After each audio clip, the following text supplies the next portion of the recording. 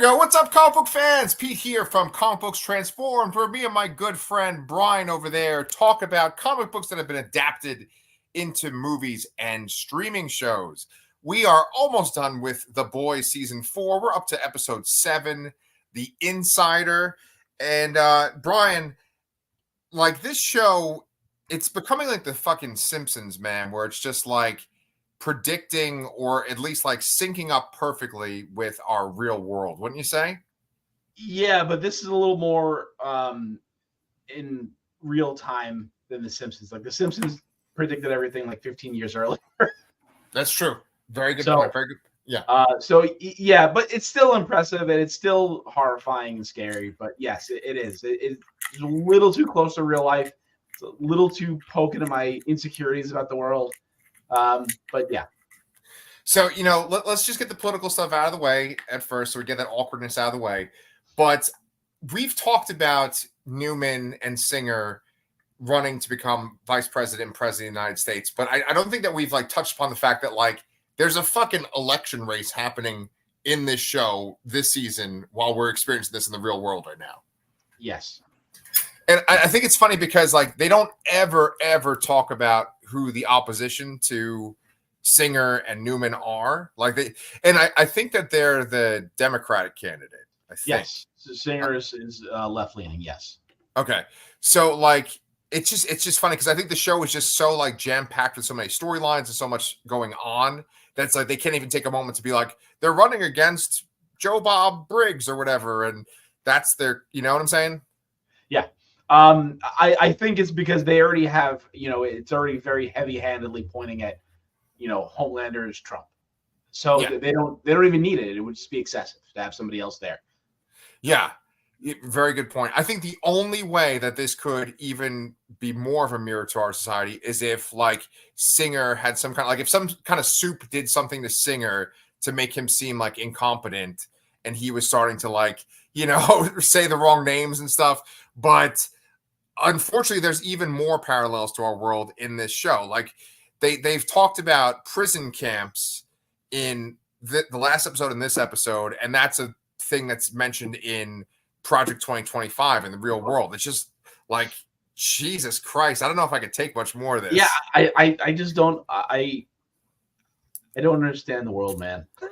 Yeah, like the last 2 weeks have just been fucking crazy. I mean, years have been crazy, but it feels like it's even like amped up now. And I'm just wondering by like the finale of The Boys, am I just gonna like shoot myself in the head? It's just like it's gonna reach that kind of critical mass by next week. Yeah. I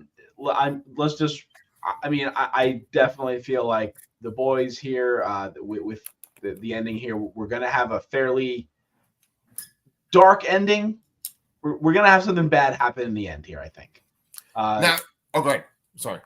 So I just hope that real life doesn't mirror that ending in this season. Yeah. So, like, I mean, obviously, no one's gonna get murdered in here, in real life. But you know what I mean here. Like, we don't want the opposition winning. We don't. Yes. And I just hope it's not a signifier. Yeah. The show's been spot on. Yes. Well, so okay. With this show, though, you have said multiple times that the ending of the comic is really dark. And so I know that you're implying that like the ending of this whole show, the next season, season 5, is going to be really dark. However, I think that this season 4 ending is going to have a lot of deaths. What do you think? Yes. Okay. At this point, I don't think the thing that I referenced as being very dark about the ending, I don't think they're going to do in the show. Okay. I think the essentially the show is going to end up right around the second to last arc in the comic. Okay. Well, I know that there's like major differences. You've talked multiple times about like the whole situation with Black Noir is totally different. I'm guessing that like the stuff with A-Train is actually different too in the comics. Because I think A-Train's like way more of an asshole in the comics. Yeah, he's kind of like a background piece of shit, essentially. Like, him and the Deep are just like background. Oh no, it's does A-Train die? I don't remember what happens to him. It's actually the Deep and the Martian Manhunter kind of stand in that are kind of like more in the background, just kind of doing whatever Homelander says. I don't remember what happens to A-Train, actually. He might already be gone. I don't know. Wait. Isn't there's like a famous panel where like a soup has like a crowbar in their mouth? Isn't that A-Train? Like, does Huey get revenge on A-Train? Sounds like it could be true. Yeah. Yes. Okay. Well, Huey's not going to kill A-Train in this series. Let's just jump right to the A-Train stuff. There's a lot of like A-Train saving the day in this episode, and then there's a lot of like A-Train just kind of like having these like those last kind of moment talks with people. It's like, okay, yeah, this conversation, that means you're gonna die. Yeah, this conversation again, oh, you're definitely gonna die. So let's talk about what's gonna happen with A-Train. I personally feel like his last conversation with Ashley, I feel like Ashley is gonna betray him and he's gonna get killed by Homelander.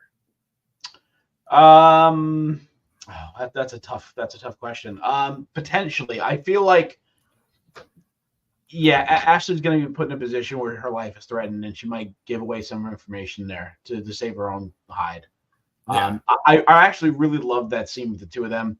How Oh, yeah. they've been kind of sort of on the same page, and she's just like, I'm too anxious about this. I can't do it. Like I can't go through with it because she's too afraid. Yeah. And I get that too. It's like, is she honestly safer in this in her role, even though she's got to put up with all this shit? Yeah. Like does she even have the possibility of walking away? I feel for that choice, that thought in her head. Yeah. Well, I mean, that's one of the best parts of this show, right? Is that you have these kind of pathetic characters that'll do pretty much anything because they're afraid of Homelander or they're trying to suck up to Homelander. And then you have, just like these scenes where you actually kind of empathize for them. Like there's two scenes with A-Train and Ashley. There's one where he shows up and he's like, okay, we have to do something now. They're on to us. And she says, let's run away. And he's all, he doesn't want to do that. He's like, we have to do something. Then in the second scene, he's like, okay, yeah, let's run away. And then she doesn't want to leave. Yeah. And you can also mirror that with, with A-Train and M too. Like I think he didn't want anything to do, A-Train didn't want anything to do with it. MM kept him, on the, helping them and being on the level for that redemption arc. And then he kind of turns that on MM saying like, hey, you brought me here. You got me to this point. You're not backing out. Yep. Yeah, I actually really love that whole sequence because if you think about MM, it's like he was in charge of the team and then he was just starting to stress out so much about it. He got that stress app. He had a panic attack last episode. And the panic attack was the result of Sage just basically like talking about his personal life, talking about his ex-wife, his daughter. And so then he wants to flee with them. The ex-wife is like, leave with us. And he's going to, but then A-Train basically is like, you have to do this. You got, like you said, you got me into this. Let's see this to the end. You don't get to walk away if I don't get to. Yeah. It's so funny because the last episode was like filled with like a lot of deviance and it's like over the top silliness and craziness. This episode is much more serious. There's many conversations where people are like, we're coming to the end here. Something bad is going to happen. You have to make a choice. That's almost like every scene in this fucking episode. Pretty much. Yeah. Yeah. So, you know what? We don't have our usual tickers across the bottom and stuff.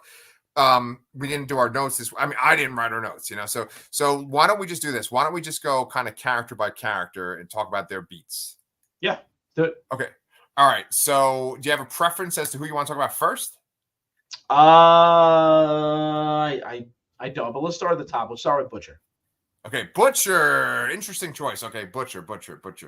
So Butcher is aware that he sees Kessler in his mind and Kessler's a part of his personality. The real Kessler's dead. He's struggling with that. And in a scene that actually kind of surprised me, he goes to the boys and just basically confesses what he's been doing. Did that surprise you? Yes, it did surprise me. But he still has not fully let anyone know about what's going on with the people he's seen in his head. The only hint we get of that is Starlight picks up on something in the bar. from that fight scene in the Flatiron Building there. But he has not come clean about that yet. Yeah. Yeah, and so Kessler's kind of there. He's acting like a real foil to him, just like talking to him. And at one point, when Butcher goes down at the very end of the episode, Kessler's like kind of happy that Butcher looks like he's like dying at that point, basically. Yeah, and he's asked at one point. He asks Kessler for help, like come in, like do that thing you did to Ezekiel for me, and he just won't answer the call because he's pissed. Yes, during that great fucking superhero battle. I want to talk about that in detail when we get to it, but yeah, that was my favorite part of the episode. We can kind of tie Ryan into Butcher too, then, because the episode starts out with that fucking puppet that Sesame Street. If you see something, say something.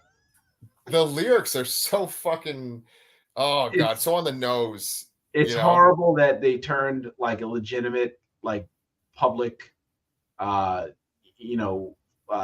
awareness kind of like catchphrase. If you see something, say something, into it's like some horrible like right-wing propaganda. Yeah. I mean, it's basically like a McCarthy era thing where it's like, if you suspect anyone to, be going against the homeland, then basically report them, Yeah. Yep. Which, sounds. Yep. Yeah. Going back to that mirror. Yeah. They're just showing that mirror right in our fucking faces right now. So, Ryan's not feeling it. And I actually really, really love that scene when they're filming live and Ryan just stands up and says, this isn't cool. And he says that his mom liked Christmas. It seemed like he was going to reveal something to everyone watching at home, but then he just kind of just walks off. But I really like that scene. I love the fact that they cut to the bar and they show Butcher watching, and Butcher's all real happy. Yeah, it was a good scene there. I love that the scene was kind of triggered by a Homelander leaving kind of like a voice message to him. Yeah, saying just to shut up and do it. Right. Right. He let that kind of facade about we can do whatever we want. Kind of they said to him where he was kind of seducing him to the dark side previously. He kind of let that facade slip a bit, and Ryan's kind of seeing through it now, hopefully. Yeah. So I mean, we'll see what happens with Ryan. I'm sure that we're going to get a Homelander Ryan scene in the next episode. The Butcher stuff was good. The Butcher is tied into this great fight that we're going to talk about. I think maybe when we talk about Huey and Starlight. Oh no, Huey wasn't even in that fucking scene because he was not. Yeah, hurt his hand. That's right. So let's talk about them. We kind of already covered MM and A-Train and Butcher. Let's just fucking do Starlight and talk about that whole fight scene. I feel okay, we can do that, sure. So it's funny with Starlight because there was one episode where she's like, I kind of feel like we need Butcher here, and then when he actually is there, she's like, oh fuck this guy. Yeah. It's kind of funny. Yeah. They go back to their base, which is the Flatiron Building in New York City. I used to work near there, so I'm always happy to see that building over there because I used to walk past it all the time. Yes. And the deep is there along with Black Noir, waiting to just finally take out Butcher. That's what was Homelander's order. I guess we kind of should mention about the Deep too that he essentially let his octopus girlfriend die, and something kind of like clicked in his brain, and he's just like a do whatever you say soldier type now. Yes. I definitely think we should talk about the Deep then, because that whole sequence is great. Ever since you told me that was Tilda Swinton, that just fucking cracks me up every time. Yeah, and you get this scene. It's kind of touching at first, and then it's comical where he's like reading to her. He's reading poetry to her, and she says some kind of fucking inappropriate thing too. She's like, "Your tongue is like a motorboat" or something. She says some kind of crazy thing. Yeah. She's like, "I came 4 times" or some kind of shit like that, right? But then he's not interested in her because he's got this thing on the side with Sage right now, and then I forget like why he loses it with her. Is that after the Sage moment? He gets mad and he takes it out on his octopus girlfriend? I think Sage, I think at one point, I don't even know if this episode or previous one, but Sage kind of booty calls him and he gets up and leaves, and then she confronts him about it. And I think later on, something just snaps at him. I don't think it's an immediate thing, but I could be wrong. Right. Because in this episode, at some point, Homelander fires Sage because, she's saying, like, why are you doing things without my, say so or whatever.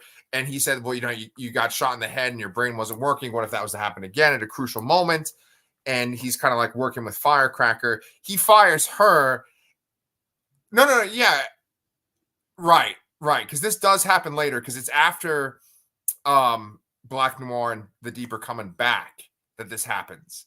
Yeah, they're kind of like limping out of down the hallway for that. Yeah, and then Sage walks away saying she was fired, and then you get that funny little revelation that Sage and Black Noir had a thing going too, but without the lobotomy. Yes, that was so fucking great. Where he's like, "Wait, so you lobotomize her and fuck her too?" And he's like, "Lobotomize her?" It's so good. It's a great accent to the scene, because they're both, Deep and Noir both have this like bro sort of moment. They're saying dude, right? Wasn't it bro? It was bro? I think it was bro. Okay. Whatever. Yeah. Yeah, it doesn't matter. Yeah, okay. Same sentiment. Yeah. So yeah, I actually really love it. It's super comical. And then and after he says the lobotomizer thing, then he says it one last time. It's so good. It's so fucking good.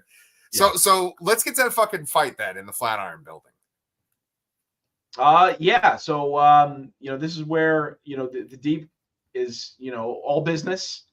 It goes to attack Butcher and Starlight. And then Black Noir shows up. There's some pretty interesting fight things there. Butcher's got a shotgun stash. He's going with his minigun. You kind of think all is lost, and then A-Train shows up to help, which was a big surprise. This was after the conversation where he won't let MM run away with his wife and daughter. Makes him realize that he's got something to finish here, or otherwise nowhere's safe. And then MM's firing the fucking Gatling gun at everybody, at Black Noir and all that, and it was a great action scene. I loved it so much, because everyone is powered down. Starlight's powers are on the fritz. Huey's not there.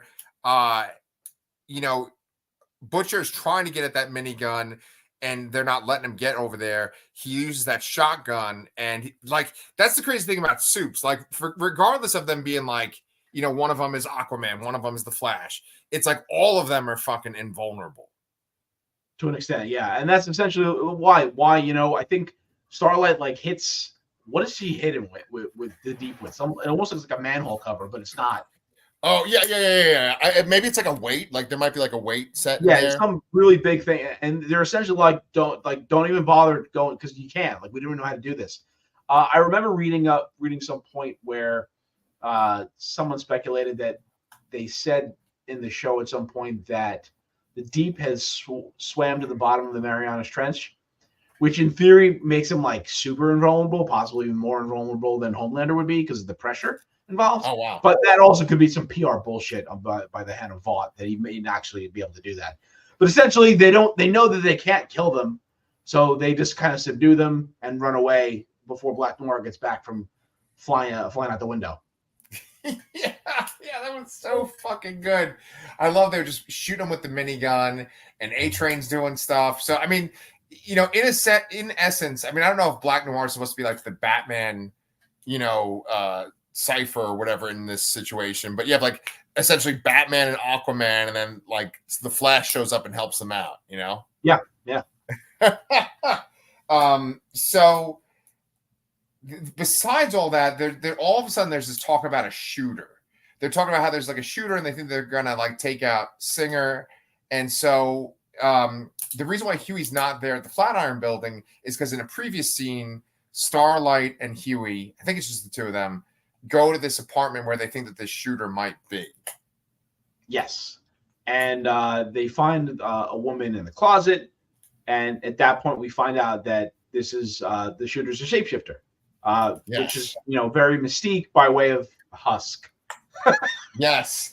And that was this show can often be gross and ridiculous with its violence, but that was just kind of hard to watch. Like I thought that was kind of Yeah. disturbing. Yeah, no, that's Husk. That's what it probably would look like. Oh God.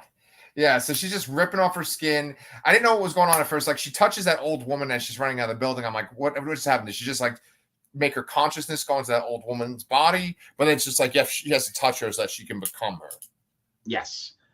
Yes. And so then no, go ahead.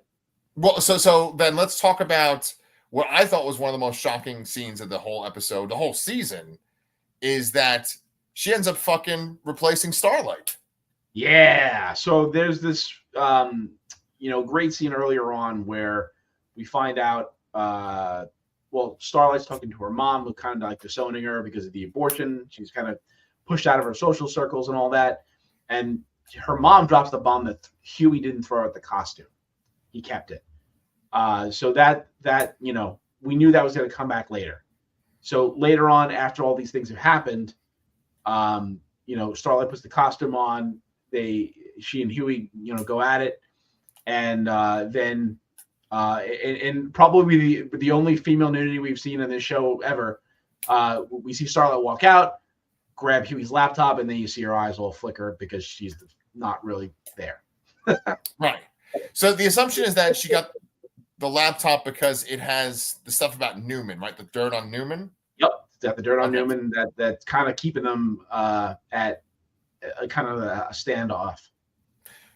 Yeah, I think that like that scene. I mean, I was not expecting that at all. So I was like, oh shit, that was quite a twist. That was a big surprise. Yeah, but I almost think that they were kind of unfair with it because she says a line when she is Annie and the shapeshifter's nowhere around. She says a line to Huey where the reason why she got an abortion is because the world was ending, or it felt like the world was ending, and she called it a dumpster fire, right? She said that in that scene after she talked to her mom. And then when she goes to have sex with Huey, when it's the shapeshifter says the term dumpster fire. So there's like, like it carries over, but it's like it's not the same person. I can imagine maybe the powers take a part of their memory as well when they the physical contact. That easily explained enough for me.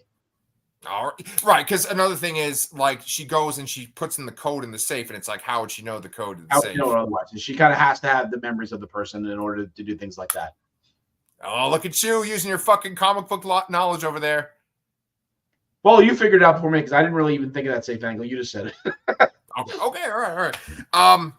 Okay, so there still is more to this episode. The show is just like chock full of shit. So besides that, we also have the scientist who's working on the virus, and Butcher reveals to the boys that he's got this guy. They make the connection that he sawed off the guy's leg, and then they talk about the idea of infecting a soup with this virus. Now, he said he's brought someone in. I actually was not expecting Frenchie, too. I was like, oh, shit. Yeah, that felt like a quick resolution of his storyline. Because, he gave himself up into prison, confessed to murder, and now he's just out, and that's it. That's the end of it, I guess. Yeah.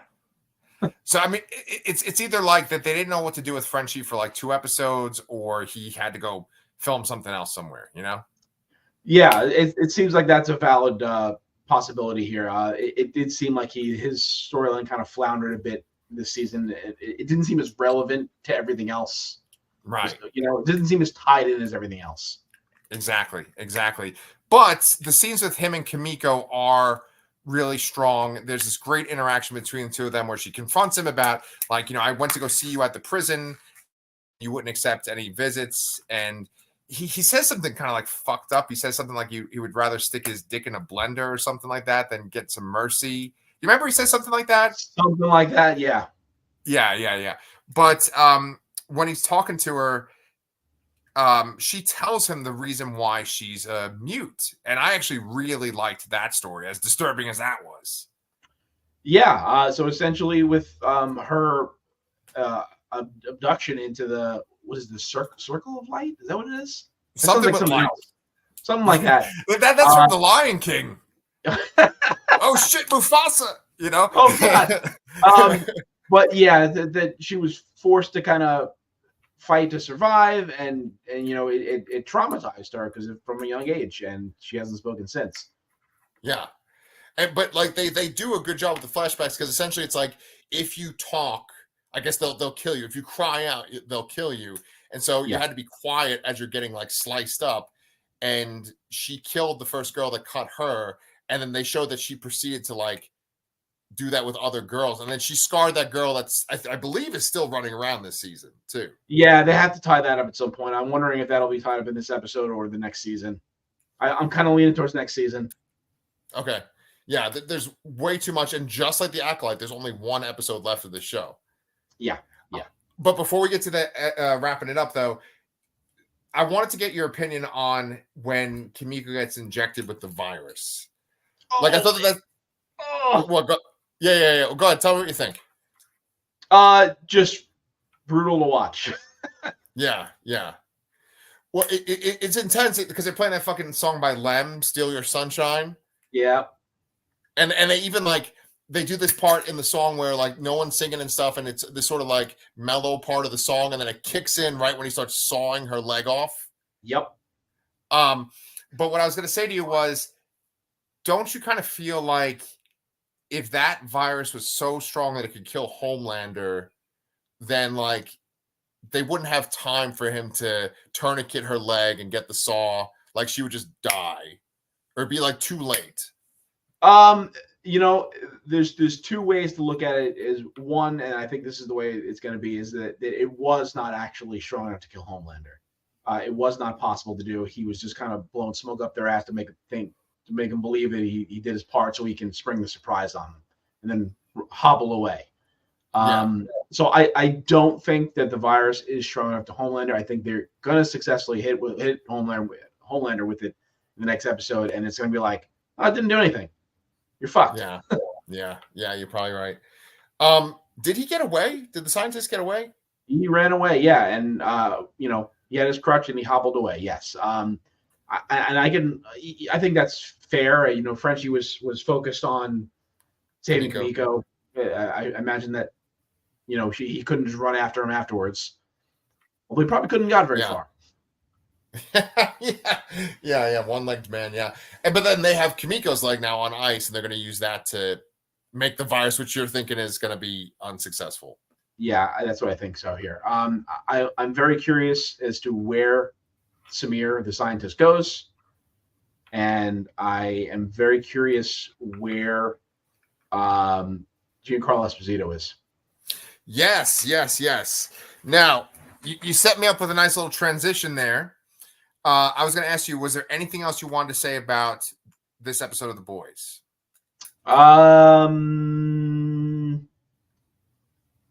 No, I guess I'm good. Well, there actually is one more scene that I'm thinking about, but Giancarlo Esposito, let's take a little sidebar for a second. He's in the fucking Captain America New World Order. Yes. I know he is. That's not the right title. Brave New World. It was called New World Order, but then they changed it. Yes. Yeah. So, the whole controversy, since we're going to bookend this with politics, one of the things that's controversial about this movie, right? No. One of the main characters.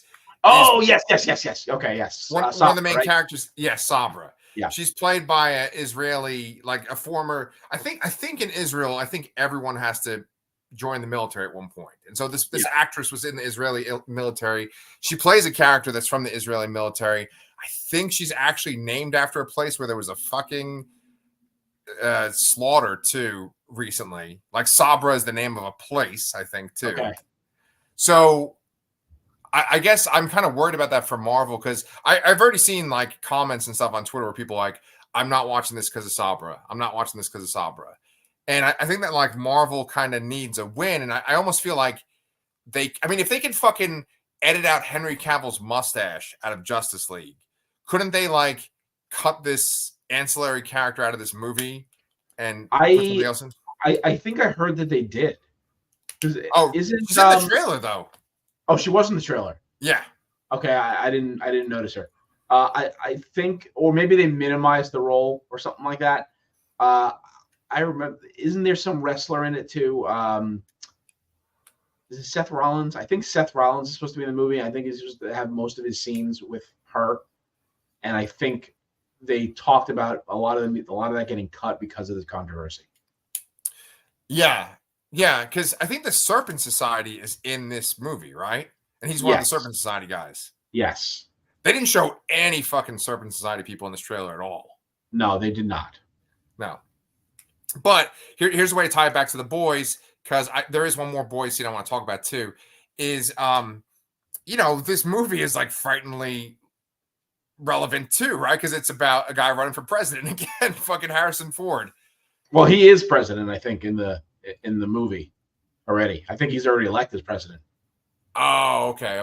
I feel like he's supposed to be like a stand-in for Norman Osborn sort of way. Although I don't think Norman was president. Norman was never president. No. Yeah. Kingpin was mayor, but Norman was just the head of Hammer. He took over Shield and made it Hammer. Yeah, that's what I'm thinking. But I feel like they're using Thunderbolt Ross as kind of like a stand-in for that in this movie here.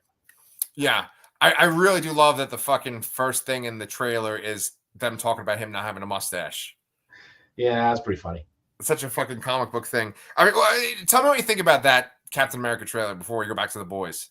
I'm excited to see it. Captain America movies are good. I think it's really interesting that this is really like a true legacy sequel in a sense, and like that kind of comic book sense that we haven't really gotten yet. So I'm curious to see how this plays out, and I hope it does well, and I hope we get more Captain America movies with Sam Wilson in it. Shit, yeah. I'm actually reading a Captain America Sam Wilson comic right now that Marvel put out. I think it's called Captain America Symbol of Truth. Because there was two. There was one with Steve where it's like Sentinel of Liberty, and then there was a one with Sam where it's yeah. But anyway, I'm digging that. I've always liked Sam, and so what I was going to ask you was, what's the name of the fucking original guy that was injected with the super soldier serum that's African American? Oh, Isaiah Bradley. Yeah, and he's in this too. This trailer. Yeah, he seems to be under some kind of mind control or something. Yeah, trying to take out President Ford over there. Yeah. And then, of course, come on, we got to mention there's fucking Red Hulk in this trailer, too. Of course, they have to give us that little tease there. So and that kind of throws a wrench in my idea, too, that Thunderbolt is the true villain, sort of. Yeah. I don't feel like they were going to have Red Hulk be the villain. Right, but in this trailer, you hear the leader's voice, too. Did you notice that? True. Well, no, I did. I know he's in it because I've looked at the cast listings. Like they're really bringing back everybody from the Ed Norton movie here. Like Liv Tyler's supposed to be in it. He's supposed to be in it. I don't know if they brought back is Ty Burrell Samson? No, I didn't see him. Is Tim Roth in it? No, but I was just thinking about that movie. You know? Yeah. I can't remember the fucking actor that plays the leader in that movie, but his voice is definitely in this trailer. Well, it's Tim Blake Nelson. Thank you. I definitely heard Tim Blake Nelson's voice at one point. Interesting. I was like, No, I didn't hear that. I'm gonna have to go back and watch that and see if I can hear it. Yeah, that would be kind of cool, but man, I feel like that needs to be more of a Hulk thing. Yeah, but like Red Hulk is a Hulk thing too. Yeah, but it needs to be more of a Bruce Banner Hulk thing. Yeah. Don't you think? Yeah. Than Captain America?